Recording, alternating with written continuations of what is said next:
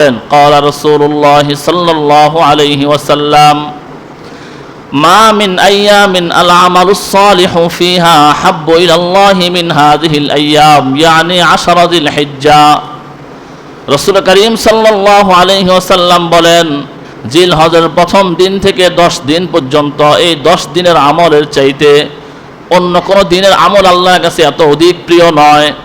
অর্থাৎ সারা বছরে যত আমল করা হয়, যত দিনে যত রাতে যত আমল করা হয়, সব দিন সব রাতের মধ্যে আল্লাহ পাকের কাছে জিলহজের প্রথম 10 দিনের আমল সবচাইতে বেশি গুরুত্বপূর্ণ। এর চাইতে অধিক গুরুত্বপূর্ণ কোনো দিন আল্লাহর কাছে নাই। সাহাবায়ে কেরাম জিজ্ঞাসা করলেন, ক্বালু ইয়া রাসূলুল্লাহ ওয়া মাল জিহাদু ফি সাবিলিল্লাহ।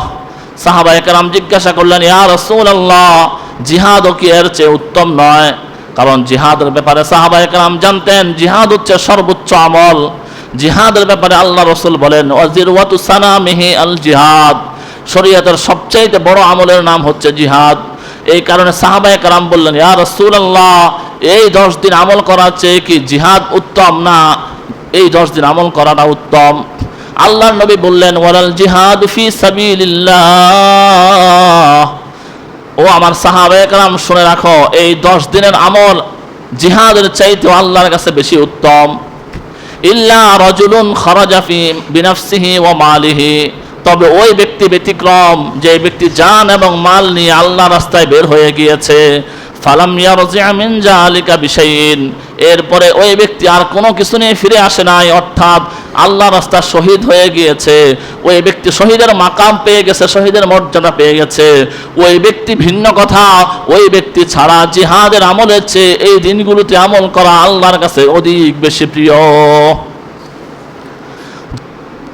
মুসনাদে বাজ্জার, মুসনাদ আবু ইয়ালা আল মৌসিলি, মাজমাউ জাওয়ায়েদের মধ্যে হাদিস আসছে, ক্বালা রাসূলুল্লাহ সাল্লাল্লাহু আলাইহি ওয়াসাল্লাম আফজালু আইয়ামিদ দুনিয়া আইয়ামুল আশরি ইয়ানি জিলহজ্জা। পৃথিবীর মতো যত দিন আছে সকল দিনের মধ্যে সর্বশ্রেষ্ঠ দিন হচ্ছে জিলহজ মাসের প্রথম 10 দিন। প্রথম আমল যেটা, সেটা হচ্ছে জিলহজ মাসের চাঁদ উদিত হওয়ার পর থেকে 10 তারিখ পর্যন্ত নখ চুল ইত্যাদি না কাটা।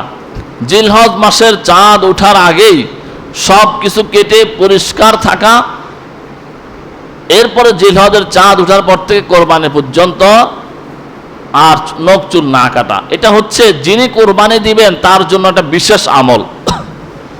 আর যে কোরবানি দিবে না সেও যদি আমলটা করে সেও সওয়াব পাবে।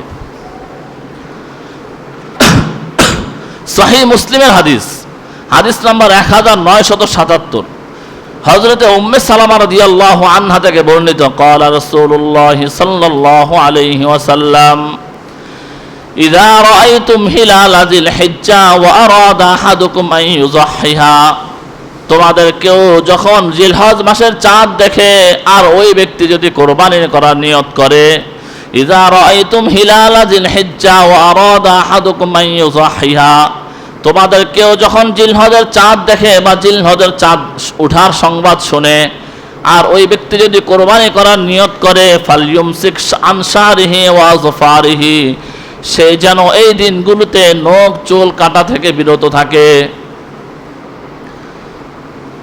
আবু দাউদের মধ্যে বর্ণনা আসছে, হযরত আব্দুল্লাহ ইবনে আমর ইবনুল আস রাদিয়াল্লাহু আনহু বললেন, ইয়া রাসূলুল্লাহ আমার কাছে ছোট্ট একটা ছাগল আছে, যে ছাগলটা দুধ খেয়ে আমি জীবন যাপন করি, আমি তো কোরবানি দেওয়ার সামর্থ্য রাখি না, আমি কি করব? আমি কি আমলটা করব নাকি? আল্লাহ রাসূল বললেন, তুমিও আমলটা করো। এই আমলটা আল্লাহ যদি তুমি করতে পারো, আল্লাহ পাক তোমাকে একটা কোরবানির সওয়াব দান করে দিবেন। এই দিনগুলোতে 2 নম্বর আমল হচ্ছে এই পুরা 9 দিন, ঈদের দিন ছাড়া জিলহজের প্রথম দিন থেকে নিয়ে 9 জিলহজ পর্যন্ত ধারাবাহিকভাবে রোজা রাখা। রাসূল করিম সাল্লাল্লাহু আলাইহি সাল্লামের আমল হযরত আয়েশা সিদ্দিকা রাদিয়াল্লাহু আনহা বর্ণনা করেন, কানা রাসূলুল্লাহ সাল্লাল্লাহু আলাইহি ওয়াসাল্লাম ইয়াসুমু তিসআ যিল হিজ্জা, রাসূল করিম সাল্লাল্লাহু আলাইহি ওয়াসাল্লামের আমল এমন ছিল, তিনি জিলহজের প্রথম দিন থেকে একাধারে 9 তারিখ পর্যন্ত রোজা রাখতেন, একাধারে রোজা রাখতেন। 4 নম্বর আমল হচ্ছে এই দিনগুলোর মধ্যে বেশি বেশি তাসবিহ তাহলিল পাঠ করা, বেশি বেশি তাসবিহ তাহলিল। সূরা হজ আয়াত নম্বর 28 আল্লাহ পাক বলেন,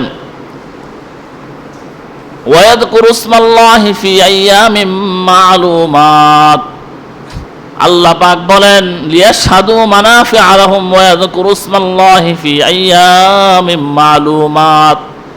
আল্লাহ পাক বলেন মানুষ যারা এই দিন এই মাসটা যারা পাবে, এই মানুষরা যারা ইমানদার মুমিন যারা, তারা যেন এই দিনগুলোতে বেশি বেশি জিকির করে, বেশি বেশি আল্লাহ পাকের জিকির করে। ওয়াযকুরু ইসমাল্লাহি ফি আইয়ামিম মা'লুমাত, আইয়ামুম মা'লুমাত মানে নির্দিষ্ট দিন। আল্লাহ পাক বলেন মানুষরা যাতে নির্দিষ্ট দিনে বেশি বেশি আমল করে, বেশি বেশি জিকির আজকার করে। আব্দুল্লাহ ইবনে আব্বাস রাদিয়াল্লাহু আনহু বলেন নির্দিষ্ট দিন বলে আল্লাহ পাক জিলহজের প্রথম 10 দিনকে বুঝিয়েছেন।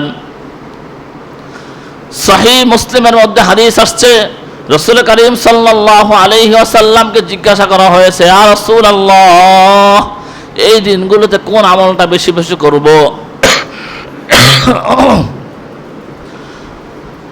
রাসূল করিম সাল্লাল্লাহু আলাইহি ওয়াসাল্লাম বললেন, ফাআকসিরু মিনাত তাহলিল, ফাআকসিরু মিন হাযিহিল আইয়ামি আত-তাহলিল ওয়াত-তাকবীর ওয়াত-তাহমিদ, এই দিনগুলোতে তোমরা বেশি বেশি লা ইলাহা ইল্লাল্লাহ ওয়ালহামদুলিল্লাহ ওয়া লা ইলাহা ইল্লাল্লাহু আকবার বেশি বেশি পড়ো। রাসূল করিম সাল্লাল্লাহু আলাইহি আয়াতের মধ্যে আল্লাহ বলেন তারা যাতে নির্দিষ্ট দিনগুলোতে বেশি জিকির করে। নির্দিষ্ট দিন বলে কোন দিনকে বোঝানো হয়েছে? আব্দুল্লাহ ইবনে আব্বাস বলেন নির্দিষ্ট দিন বলে জিলহজের প্রথম 10 দিনকে বোঝানো হয়েছে। জিলহজ রোজা রাখা, আরেকটা আমল বাকি আছে গুরুত্বপূর্ণ, 9 জিলহজের দিন রোজা রাখা, মানে 9 জিলহজ বলতে আরাফার দিন, আরাফার দিন বলতে 9 জিলহজ, বাংলাদেশে যেদিন 9 জিলহজ সেদিন রোজা রাখা। সহিহ বুখারীর হাদিস, আল্লাহ নবী বলেন সিয়ামু ইয়াউমি আরাফাতা আহতাসিবু আলাল্লাহি আন ইউকাফিরা সানাতাল্লাতী ক্বাবলাহু ওয়াস-সানাতাল্লাতী বাদা। আল্লাহ নবী বলেন ইয়াউমে আরাফার রোজা, 9 জিলহজের রোজা এত এত দামি, এত দামি, এত মূল্যবান। এই দোয়ার কারণে আমি আশা করি আল্লাহ পাক বান্দার 1 বছরের পূর্বের, 1 বছর আগের, 1 বছর পরের গুনাহ ক্ষমা করে দিবেন।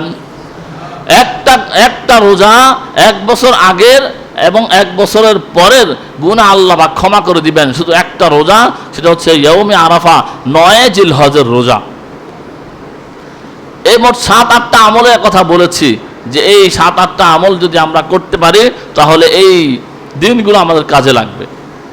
যদি কোনো আমল আমি করতে পারি না এই দিনগুলোতে তাহলে কি করব? তাহলে করণীয় হচ্ছে গুনাহ না করা। আল্লাহ পাক বলেন ফালা তাজলিমু ফিহিন্না আনফুসাকুম, সূরা তাওবার মধ্যে আল্লাহ বলেন ফালা তাজলিমু ফিহিন্না আনফুসাকুম, হে মানুষ সকল তোমরা সম্মানিত মাসসমূহ, আল্লাহর কাছে গুরুত্বপূর্ণ মাসসমূহের মধ্যে গুনাহ করে নিজেদের উপর জুলুম করো না।